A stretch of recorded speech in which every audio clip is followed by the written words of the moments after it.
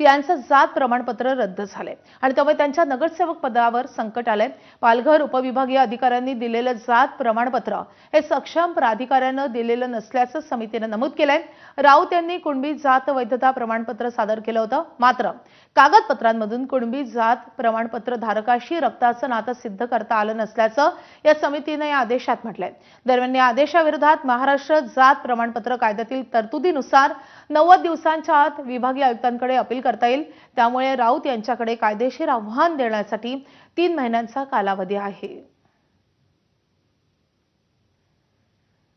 Caste scrutiny committee आहे त्यांच्यावर definitely दबाव होता, कारण सत्ताधाऱ्यांनी सांगितलं की हिला उडवायचं। ओके, मग आता माझे पेपर व्यवस्थित आहेत म्हणून आता त्यांनी मला ज्युरिस्डिक्शनवर उडवलं की माझा SDO पालघरला राईट्स नाही आहेत, मला कास्ट सर्टिफिकेट द्यायचं। काहीतरी रिझन घेऊन उडवायचं हे मला वाटतं सत्तेचा दुरुपयोग आहे।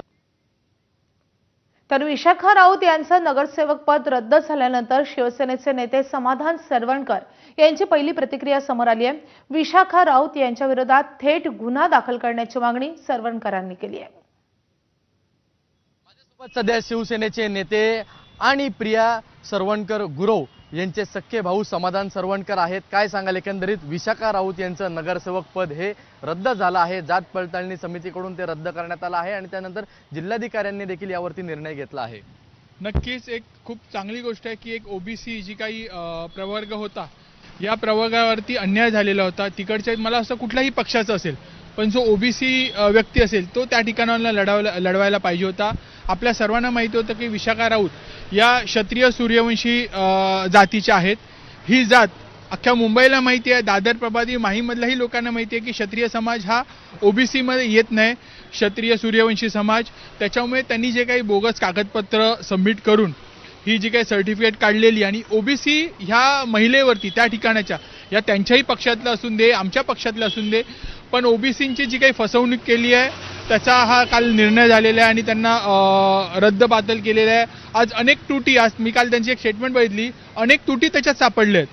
आज यांनी यांचे आजोबा, आज 3 आजोबांचे वेगवेगळे नावं त्यांनी तिकडे टाकलेले आहेत। आज ह्या स्वतः घरकाम, आपल्या कोणाला तरी मुंबईत पटेल का विशाखा राऊत ह्या घरकाम करत होत्या, ह्या घरकाम करणारी महिला असं तिकडे त्यांनी नमूद केलेलं आहे। ह्यांचे वडील हे बँकेत कामाला होते, पण यांनी सांगितले माझे वडील बेरोजगार होते।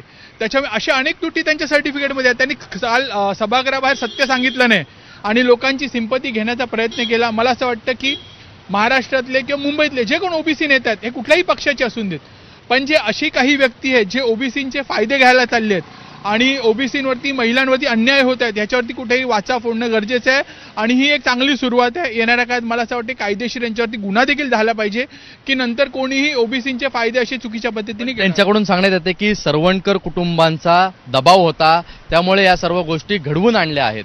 अहो, तुमचे 3 आजोबा तुम्ही बदललात, हे सरवणकर कुटुंबाचा कसा दबाव असेल? तुम्ही 3 आजोबांची नावं तुमच्या दिली आहेत, तुम्ही घरकाम करणारा, हे सरवणकर कुटुंबाचा दबाव होता। अहो, कागदपत्र सुनावणीला या स्वतः उपस्थित होत्या, यांना काही माहीत नाही, हे अत्यंत चुकीचं हे सांगत आहेत। हे प्रत्येक सुनावणीला उपस्थित असायच्या, ह्यांच्या वकिलाकडे बोलायला काहीच नव्हतं। यांनी ह्यांचे कागदपत्र सादर केले सगळे बोगस, यांनी बर्थ सर्टिफिकेट सादर केलेलं आहे, शाळेचा दाखला सादर केलेला, आपण ती ऑर्डर वाचली, त्याच्यात अनेक त्रुटी आहेत। ह्यांनी सांगितलं फक्त की पालघरवरनं मी काढलं, हे काढलं। दुसरी गोष्ट, आज सरवणकर साहेबांवरती ते बोलले, सरवणकर साहेबांनी मुंबई महानगरपालिका ओबीसी मधनं एकदा निवडणूक लढवली आहे, जेव्हा ह्यांचा वॉर्ड ओबीसी झाला, हे त्यावेळेला ओपन वॉर्डमध्ये गेल्या, कारण की ह्या ओबीसी नाही आहेत। हे मुंबई महानगरपालिकेच्या निवडणुकीत झालेलं होतं, हे लोकांची फसवणूक करतायत। हे त्यावेळेला जर तुम्ही ओबीसी होतात, मग ओबीसी वॉर्ड तुम्ही का बदललात? कॅमेरामन आतिश कांबळेसह ईशान देशमुख, ABP माझा, मुंबई। तर भाजपचे प्रवक्ते नवनाथ बन यांची पत्रकार